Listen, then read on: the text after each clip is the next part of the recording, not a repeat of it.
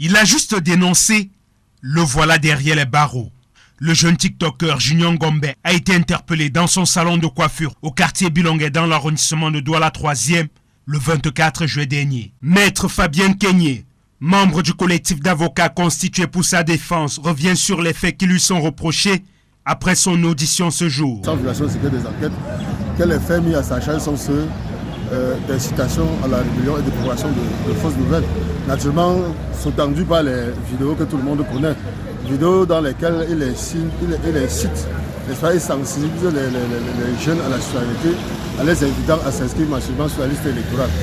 Pour ce qui le concerne, son état physique est bien, il est moralement calé.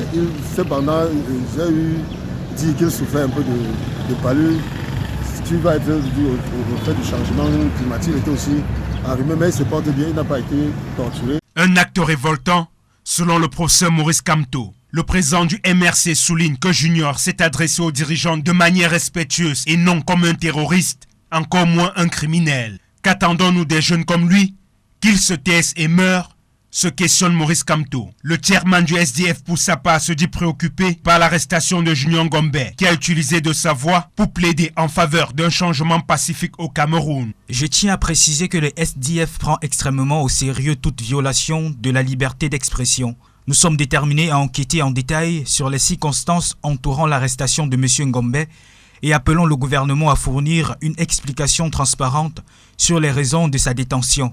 Le droit à la liberté d'expression et la capacité des jeunes à s'engager dans un discours politique en ligne sont fondamentaux pour une démocratie saine. Pour Maître Akeremouna, le jeune n'a fait qu'exprimer la légitimité de ses inquiétudes et de ses frustrations, comme le permet la Constitution. L'affaire de Junior Ngombe inquiète également les défenseurs des droits humains. Maximilienne Ngombe, directrice exécutive du réseau de défenseurs des droits humains en Afrique centrale REDAC, réagissant sur sa page Facebook, souligne que Junior n'est pas une menace pour le Cameroun. Il doit être libéré immédiatement et sans condition, poursuit-elle. Elle annonce par ailleurs la composition d'un collectif d'avocats pour suivre le dossier. L'arrestation de Junior Ngombe intervient quelques jours après l'interpellation de l'activiste Steve Akam à son lieu de commerce à Libreville au Gabon, puis conduit à Yaoundé. Le surnommé Raymond Kota avait également une position très tranchée contre le pouvoir en place.